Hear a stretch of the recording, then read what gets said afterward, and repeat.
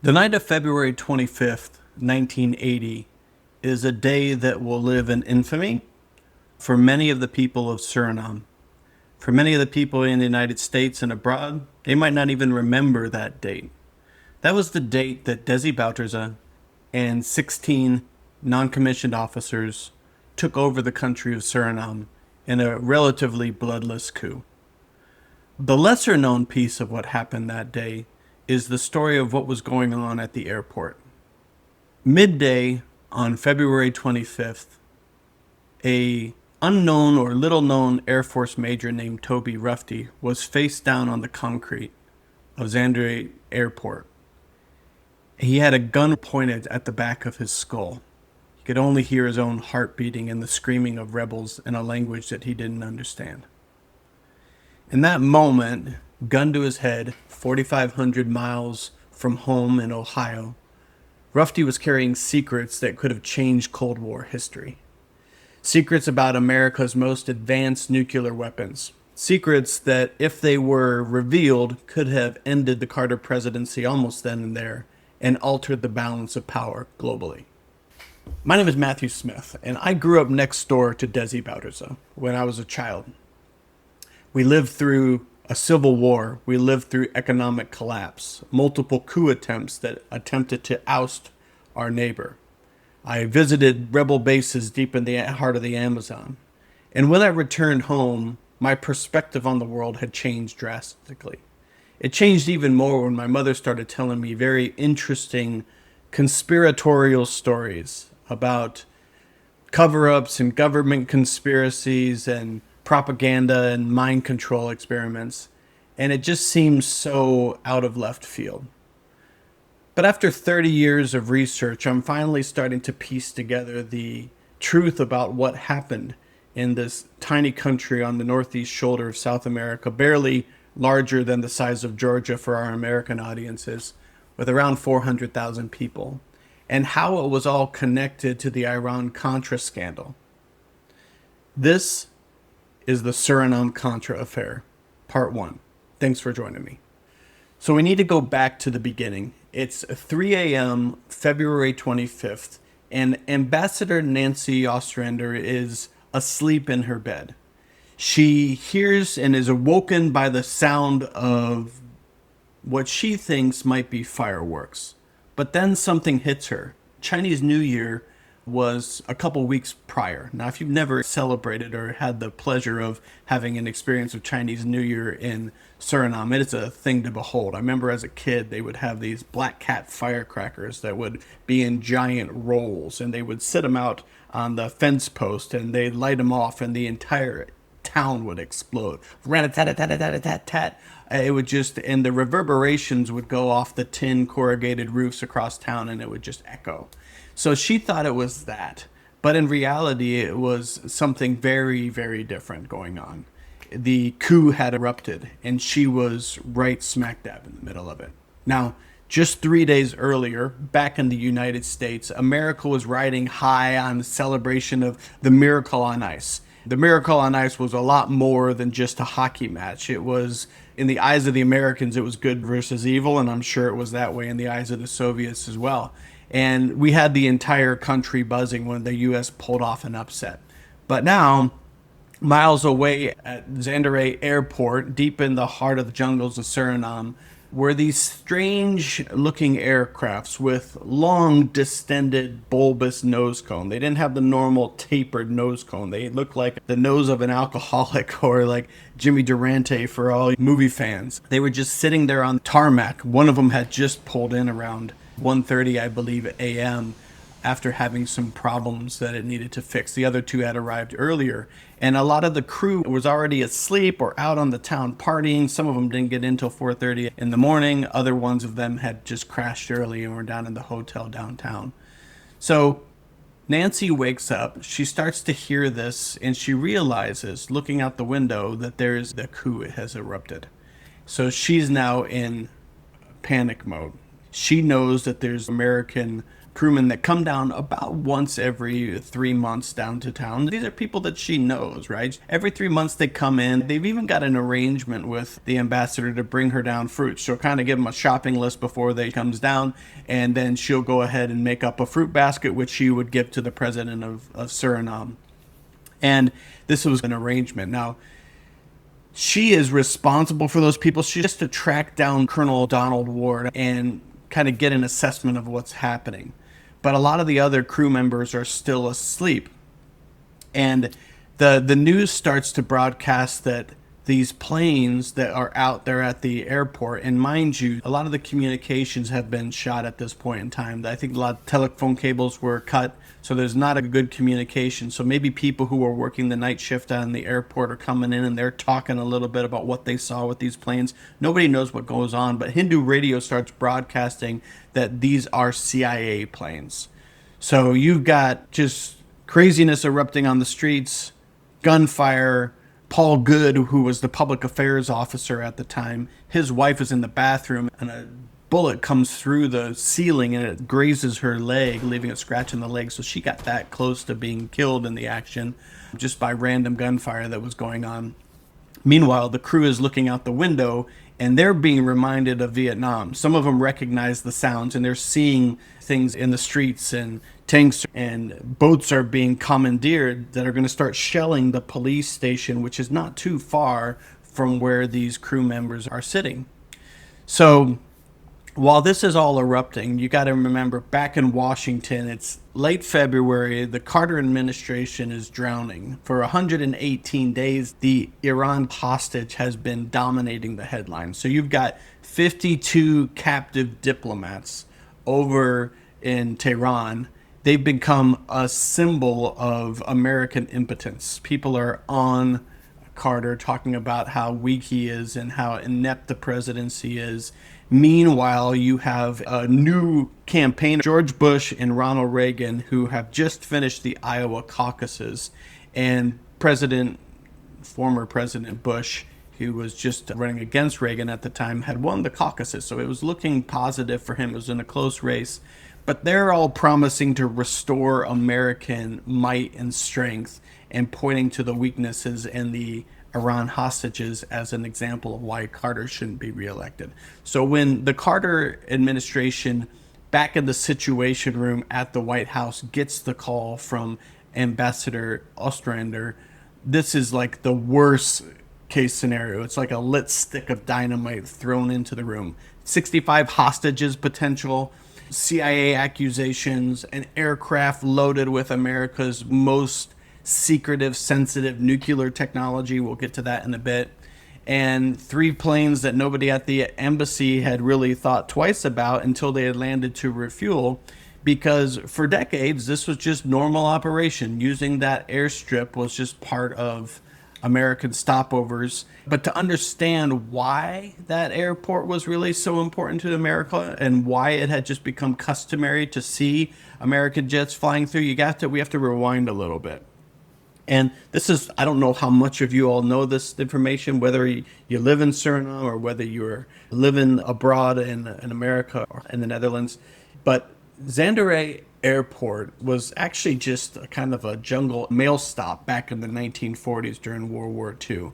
But Suriname became of critical importance during World War II. And for the big reason that if you've ever been to Suriname, it's covered with these red dirt roads. So there's a main highway that leads out of town towards French Guiana, and you'll notice a lot of this red dirt, and that's bauxite. And bauxite is one of the critical components in making aluminum.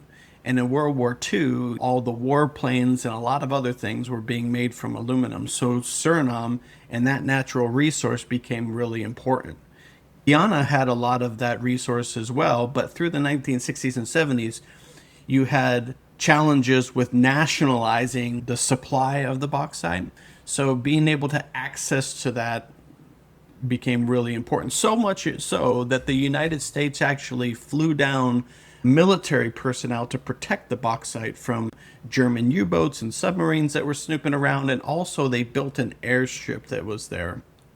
It was an airstrip that was capable of landing in massive bomber planes and other large airplanes at the time. So the other thing that happened right after the war was that a major ambitious project was taken on by the United States. And this was because after World War II, you had nuclear missiles that were on the table. We know that from the Manhattan Project and things like that. But by the late 50s, America had intercontinental ballistic missiles that were capable of shooting from North Dakota all the way over to Russia or the Soviet Union at the time.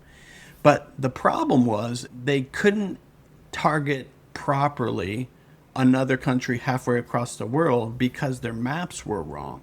So you would have North America and Europe using different sets of data. If you wanted to calculate the math to be able to hit a target within a very small area, you could be off by miles just by the fact of bad data. So what they did was they actually set up a project to correct this and standardize the data. And that was a special elite force of U.S. personnel that was called the 1370th Photo Mapping Wing. And they set up shop in Suriname, and they started to set up these interesting towers. They upgraded Zanderij for the space age, ultimately. They put satellite tracking systems, ballistic cameras, radio receivers, and they were all hidden behind the cover of a NASA observation station. So if you go there, you might even be able to see them. They have like these concrete circular discs that are with these metal plaques that kind of commemorate these events, or there'll be posts sticking out of the ground, these concrete posts. I'll put some photos in the video so you can kind of see what they look like back when they were installing these large towers. They would fly and they would be able to map it to incredible precision. For decades after they built the airport, throughout the 40s and the 50s and the 60s, there was this presence that nobody really questioned. So when those 3 jets landed on February 25th, 1980, they were just part of routine NASA support missions. At least that's what everybody thought. But they were actually something very, very different. These planes were called Advanced Range Instrumentation Aircraft, or ARIA. So officially, they were supposed to be supporting satellite launches that were relaying telemetry over the South America blind spots. So this was way before, not way before, it's actually a lot of the GPS capabilities that we have today didn't exist back then. In fact, they were just kind of early technologies that were coming onto the foreground. But before that, to be able to relay information over a dead spot in the ocean, you had to have ships and you had to have airplanes. That's what those big nose cones were for on the front, right? They had this giant radome, this antenna dish that could transmit signals. That would be important in the Apollo space missions. They were used, these ARIA airplanes were used as a part of that tracking system, right? So they also used them when they were launching satellites, and they would collect canisters of film that would need to be retrieved and mapped. And so that's what they were originally used for in the 1960s, but that was changing. Back in the day when they were supporting NASA missions, on a NASA mission to do a typical satellite telemetry mission, you would need maybe 1 aircraft, potentially 2. If it was super complex, maybe 3 or so, but usually 1 aircraft would do for these, from what I've been able to see in the declassified documents. And if you were one of the crew on these things, you want to comment down though and tell me something specific, I would love that. I'm a researcher, but I'm not an ARIA specialist. I'm just reading through the documents as I go. But from what I've seen, they would need about 1 or 2 aircraft for that type of mission. But on February 25th, when the sergeant's coup broke out in Suriname, there were 3 airplanes on the tarmac. And that's when we started checking on the historical launch schedules. Like, what kind of satellite launch would have required 3 specialized aircrafts? And that's the thing, is that there wasn't any satellite launches that late in February that would have required this kind of support. The last really significant one, which I think was called the Solar Maximum mission, was 10 days earlier. And the next one, satellite-wise, wasn't scheduled until March. So if they weren't there supporting NASA, then you got to ask, what was the real mission? When you start to read some of the reunions where these crew members would get back together, there was this one where Lieutenant General Robert Raggio stated it pretty clearly. He said that the ARIA had supported the Army's Pershing missile tests, the Navy's Polaris, and their Poseidon, and the most important for this episode is the Trident. But at that time, they were involved in all kinds of missile testing. Their most critical job in the couple months leading up to the Sergeant's coup, they were working on something that was brand new. It was called the Air-Launched Cruise Missile. After President Jimmy Carter had canceled the B-1 bomber, the aging B-52 fleet really needed a new weapon. They had this low-flying nuclear-capable missile that could sneak past the Soviet defense systems. And for these tests, the ARIA were given an upgrade. They could actually kind of remote control the cruise missile while it was in flight. So if the signal was lost, the missile would automatically destroy itself. That's ultimately what they were working on. This system had zero tolerance for failure. So protocol required 2 planes for every test missions for redundancy in case one went down. But we're still back to the same question, which is, if that kind of mission required 2 planes and the satellites also required 1 or 2 planes, why did we have 3? So I had to really figure out what planes were down there and how were they being used. There's a couple different sources online that you can read about this. One of them is a website called flyaria.com. And great resource. It shows you all the different planes. It was hosted and set up by a guy named Randy Losi. Sorry, Randy, if I'm pronouncing the name wrong. Who was there in Suriname. He actually tells his story on the website about what happened and what it was like to live through this. Another source is a book that was called Against the Wind, where Major Toby Rufty tells his story about what happened. So Randy says that one of the planes that was there was the 60-0374. When you're looking at photos of these planes, you can actually see the tail number. And then people like Randy and others will, or you can go to museum sites and they'll tell you kind of what the capabilities are and when they got certain upgrades added to them. So this first plane was called the Bird of Prey. It was also known as the last ARIA. It was primarily a telemetry platform, collecting the electronic data from the missiles as they were flying. All you really need to do is take a look at the art that's on the nose cone of these planes, and you'll see it's a bird of prey. They made a cartoon of this plane kind of grabbing with its talons a cruise missile. So you can see that the crew knew that one of its big jobs was supporting these missile operations in flight. Now, aircraft number 2, this one took a little bit more tracking down to see what the other 2 planes were. And I found this information in a message board comment by another crew member who was there, who lists the other 2 plane tail serial numbers.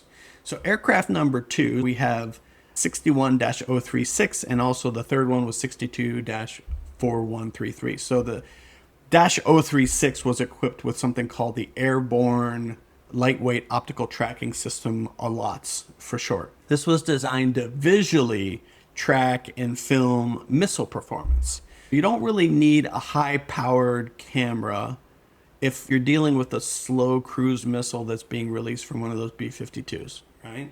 But you would need a high-powered camera for multiple cruise missiles, especially if they're doing hypersonic reentry. So you're having a light show, almost like a fireworks show, that you're needing to track multiple independent nuclear warheads at the same time. And that's what this ALOT system was capable of doing. Again, correct me if I'm wrong on any of these things in the comments. And also, if you're wanting some source material on this stuff, because when you're making these videos, sometimes I might miss something, I try to put it all back in the Substack documents, which I'll link below, so that you can go back and read. I cite all the materials and references and documents so that you can go back in here and check my work. So the last aircraft that was on the tarmac that night, aircraft number 3, was a high-performance model. They had just finished converting it in December 31st of 1979. So this was like one of its maiden missions. They had retrofitted it with a more efficient turbofan engine that I believe they salvaged it out of a Boeing 707, which really extended its endurance. It could go from flying 9.5 hours to 12 hours. So the Suriname mission was one of its very first test runs. And I don't think you would assign one of your brand new longest range assets to just like a routine milk run, but that's what this plane was capable of doing. So you have primary telemetry, you have an optical tracking for multiple warheads, and you have a high performance command chip. That's what we're sitting on the tarmac at that time. And this package, again, doesn't make a lot of sense just for a routine satellite, but it would be exactly the team that you would assemble for one of the most complex weapons tests in the U.S. arsenal. Now, I just got some documents back from a Freedom of Information Act request. And when you read through the documents, it actually tells you some of the specific protocols. Now, this is kind of nerdy, but it's important if we're going to establish what was going on that night. So the ARIA rule book required the crews to depart 3 days before a major launch, okay?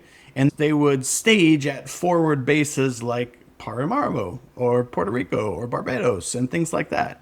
Now, the crew that was captured during the sergeant's coup on February 25th, that date is really important because February 25th is exactly 3 days before the Navy's first operational Trident missile test that was launched from the USS Francis Scott Key on February 28th.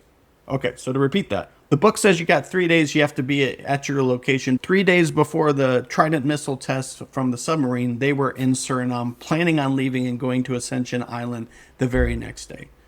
So this is starting to kind of coalesce, and the theory that maybe they were there for some other reason starts to make a little more sense. This wasn't just a weapons test. This was America's sea-based nuclear deterrent for decades to come. And they even had a wing commander there, Colonel Donald Ward, who hadn't flown on a mission in over a year. So he broke his pattern to be there. And when a commander tags along, it's not just routine. And that's important to note as well, because at the time, his kidnapping or detainment would have been one of the highest ranking officers to have been detained in U.S. history. So let's go back to the moment. You've got Major Toby Rufty. He's face down, gun to his head. The rebels, led by Sergeant Desi Bowders, have blood on their hands now because they've accidentally killed a guard in the coup attempt. So they went to get weapons, and the weapons were unlocked, clips in, ready to go. So there's a lot of controversy around what happened during this coup, whether the Dutch had any involvement in handing over blueprints, something called Operation Black Tulip. This has been heavily debated over the years. But the sergeants went in, they found the guns waiting for them, they accidentally killed a guard, and now they can't go back. Because if they go back, they're going to be committed of treason, they're going to be tried and killed. It's volatile, they're nervous. And now they're out at the airport, and they think they've captured CIA spies planning an invasion, or they don't know what they've captured, but they've got Major Rufty down on the ground with a gun to his head. So think about this from an alternative timeline point of view. Just picture if this information of what was happening in Suriname had leaked to the presses and somebody had heard, or if an itchy trigger finger on the person who had him on the ground had accidentally killed Major Rufty. You got to remember, there was NCOs that were walking around with grenades in their hands that they had pulled the pin out of. So all they had to do was trip and fall, and that grenade goes off or something happens. It's not out of the question. And that information comes from Toby Rufty's own account of what happened. But if someone had died, if one of those 65 crewmen had been killed, you have potential headlines saying 65 U.S. hostages taken in Suriname, nuclear secrets at risk. Forget the Iran hostage situation. You've got more hostages now, bigger stakes.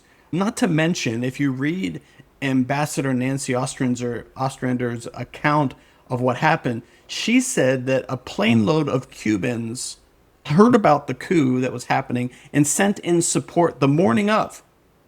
Now, she negotiated with the president of Suriname at the time to have their visas revoked and sent back, but then they returned the following day. So add that to the headlines of what's going on. Now you've got Cubans who are viewed in the eyes of America as being just a Soviet proxy state in and involved with the Surinamese revolution of these sergeants. Now, mind you, it's pretty clear that the sergeant's coup was not your typical ideological uprising. And most of the reason why this happened in the first place was over benefits and pay. They were not allowed to unionize to be able to get increases in pay and basic benefits that their Dutch counterparts were receiving.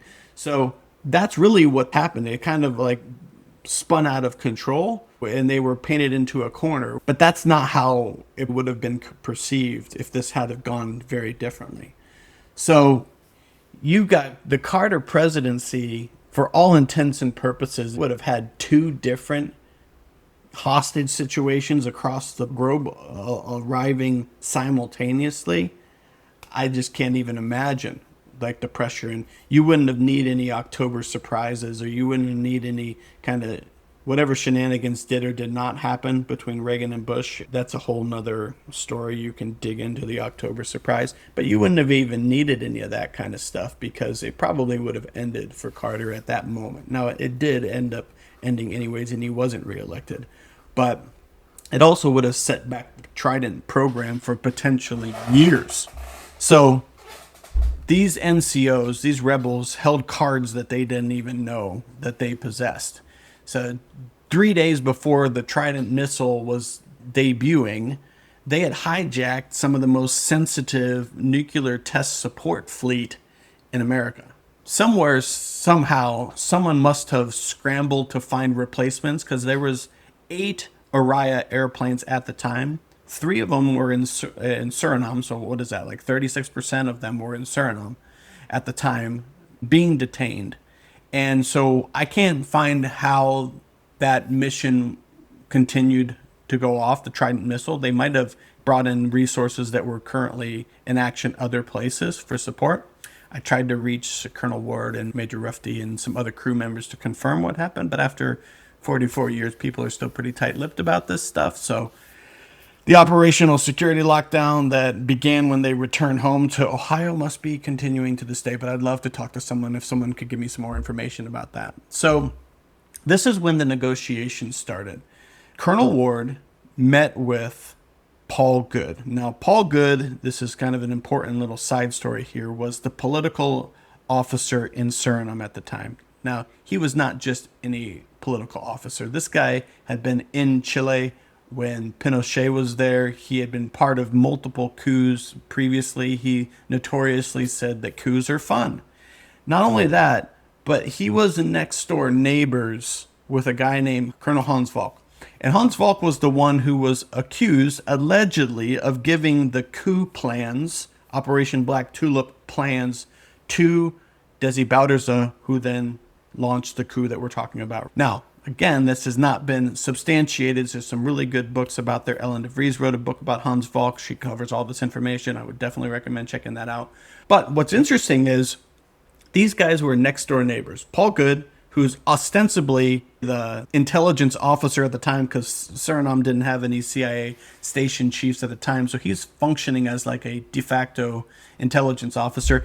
And he says in his oral history that he took down the fence between him and his neighbor, Hans Valk, so that those two could chat while the coup was going on. So these guys were just going over the fence, having beers and talking, enjoying the coup, according to Paul Good. And it's Paul Good who gets sent to negotiate with Desi Bouterse. Now, why is that important? Well, because Desi Bouterse and other members of the NCOs, like Roy Horb and others, had been going and visiting with Hans Valk and having beers and getting advice from him before the coup started. And now it's during the coup, it's happening, 65 detainees, and Paul Good goes to negotiate with Bouterse, who he's probably seen before. I mean, if he shares a fence and he's Good and Valk are all buddy-buddy and neighborly, then he's probably been there with Bouterse while those conversations are happening. And now he's got to go talk to him and explain the situation with Colonel Ward, who's there with his crew. Okay? So imagine that. They all get together saying, listen, I can only imagine what the conversation went like, but it probably was something like Paul Good says, listen, this is your first day in office. It's not the time that you want to pick a fight with the Americans on day one. Plus, these guys are only here on a stopover. They're on their way down. They're just refueling. They have no interest in what you're doing here. They just want to be on their way.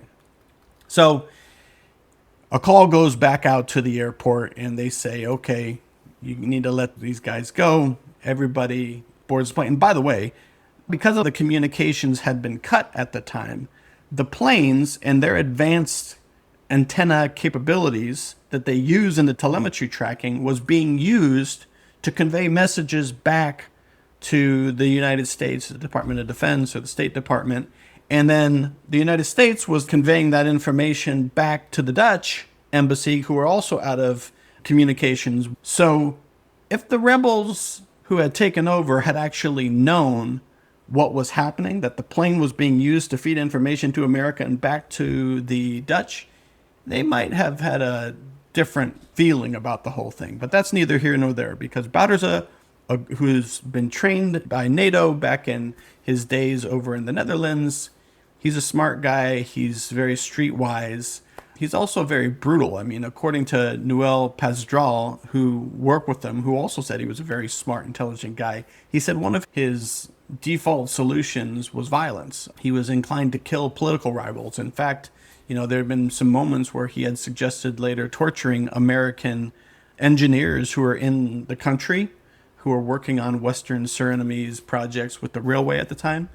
So it's not exaggeration to say this could have gone very differently, but it didn't. He let them go, and they were able to, after intense negotiations, the crisis was averted, and by 6 o'clock p.m., the crews were cleared for departure. So the planes took off on a darkened runway, barely clearing the jungle, and Ambassador Ostrander, she watched the last one kind of dip its wings to say goodbye. She said she was never so glad to see anything go in her entire life. The Trident missile test launched on schedule 3 days later, and when the 65 crew members returned home to Ohio, they were met with silence. Staff Sergeant Randy Losey recalled saying, "I cannot recall a single conversation taking place about the events in Suriname after we arrived back home." So it wasn't a debriefing, it was an operational security lockdown. Now, the American public back home watching Walter Cronkite on the news report on Iran and Olympic hockey, they never knew that their country had just survived a second, potentially worse hostage crisis. But for 44 years, up until just now, the story remained hidden. Not another Cold War humiliation, but a moment where America came within seconds of a catastrophe. And when the crisis was all over, the story was really just beginning, because the Americans suddenly realized something really terrifying, which is that the very infrastructure that they had built, that airstrip capable of landing their ARIA jets, could easily land Soviet bombers. And the same refueling stock that supported U.S. nuclear missions could send Castro's troops over to fight in Angola. And they had taken all of this for granted. They had assumed that the Dutch would handle things and maintain their old agreements. But overnight, 16 NCOs, fed up with unfair pay and healthcare, ultimately seized control of all these resorts. And they didn't know what they stood for. What were their plans? What about the agreements we had with the Dutch? What about all these Cubans that are arriving daily? What is their agenda? So these types of questions would drive everything that came next. What the Reagan administration learned from Carter's near disaster would provide a blueprint for how they would then operate in the shadows and fund black ops and stage secret wars and destabilization efforts. And the testing ground for a lot of those things would be Suriname and Grenada, who also were thinking about building a big airstrip at the time. Next time on the Suriname Contra affair, part 2, we're going to look at the architects of the Reagan doctrine, how Reagan's Project Democracy, as it became known, materialized in the early days, how they used different types of economic pressures and labor unions and threats of invasion to keep Bouterse under control, and how they stocked the U.S. Embassy with very certain types of specialists and operatives that were designed to destabilize the country and set the stage for invasion. So if you've liked this kind of information, if you're curious about more about Suriname, go ahead and subscribe to the channel. That way you'll get updates on what's going on. Hit the like button. It helps the algorithm to serve up more of this type of content in the future. And definitely check out our Substack page. There's going to be a link below there. Like I said, I believe in transparency with all this stuff. I'm not going to get everything right on the first time, but I'll at least link you to the information of where I found it. So if you can help me correct the record or suggest people that I should talk to, or if you were there and experienced it firsthand, let me know. Shoot me an email or message me in the comments. I'd love to talk to you, because we should get this right. Because this is something that not only impacted United States Cold War history, but it directly impacted events like the December murders in 1982, things that Suriname never fully recovered from. And even the independence movement and the promises that started in 1975 with Surinamese independence, it impacted that hope that was given. And I think it's important, for the sake of history, to understand this so that we can avoid these things happening again, and just so that we can have a clear understanding of what went on. So I want to thank you again for joining me. My name is Matthew Smith, and hope to see you next time.